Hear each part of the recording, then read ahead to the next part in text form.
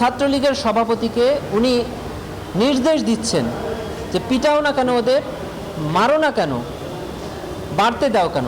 এই তিনটি শব্দের মাধ্যমে এইটি আন্তর্জাতিক অপরাধ ট্রাইব্যুনাল আইনের আমরা বলি ইনসাইটমেন্ট, উস্কানি দেওয়া।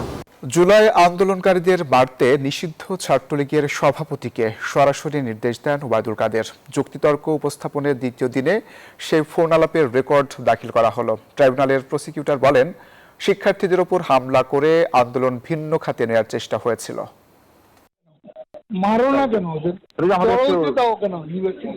নিষিদ্ধ সংগঠন ছাত্রলীগের সভাপতি সাদ্দামকে এই নির্দেশনা দিতে শোনা যায় কার্যক্রম নিষিদ্ধ আওয়ামী লীগের সাধারণ সম্পাদক ওবায়দুল কাদেরকে। ২৪ জুলাই শিক্ষার্থীরা যখন আন্দোলনের রূপরেখা নিয়ে সংবাদ সম্মেলনের পরিকল্পনা করেন, তখন এই নির্দেশনা দেন তিনি। আমরা যেন ওদের মুখোমুখি না যাই, এটার জন্য বারবার আমাদেরকে বলতেছিল। আজকে কে বলতেছে? এই ফোন দিয়েছিল সবাই, আমাদের পুলিশ প্লাস বিপ্লব যোগাযোগ করছিল। সাদ্দাম হোসেন পুলিশের দোহাই দিয়ে বলেন, পুলিশ মুখোমুখি হতে নিষেধ করেছে, তবে নির্দেশনার বাস্তবায়ন ঘটে ১৫ জুলাই। ঢাকা বিশ্ববিদ্যালয়ে হামলা হয় আন্দোলনকারী শিক্ষার্থীদের ওপর। সেই ঘটনায় দায়ের হওয়া মানবতাবিরোধী অপরাধের মামলায় যুক্তিতর্ক উপস্থাপনের দ্বিতীয় দিন এই ফোন রেকর্ড উপস্থাপন করা হয় ট্রাইব্যুনালে।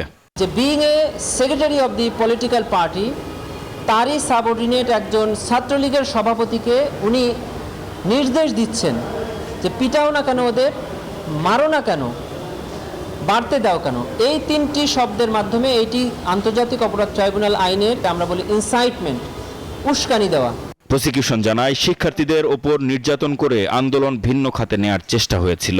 যে জুলাই গণঅভ্যুত্থানে Awami League as political organization সাংগঠনিক সিদ্ধান্ত নিয়ে ছাত্র জনতার উপরে হামলা করেছিল, তাদেরকে আহত করেছে এবং হত্যা করেছে। এটা শুধু ওবায়দুল কাদেরের সিদ্ধান্ত না, এটা শুধু আরাফাত অথবা নিখিল অথবা ইনানের সিদ্ধান্ত না, এটা ছিল আওয়ামী লীগের একটা অর্গানাইজেশনাল ডিসিশন। মামলাটিতে অন্য আসামিরা হলেন আফওয়ামা বাহাউদ্দিন নাসিম, মোহাম্মদ আলী আরাফাত, শেখ ফজলে শামস পরশ, মাইনুল হোসেন খান নিখিল, সাদ্দাম হোসেন ও ওয়ালি আসিফ ইনান। আসামিরা সবাই পলাতক। মাহমুদ হাসান, নিউজ 24, ঢাকা।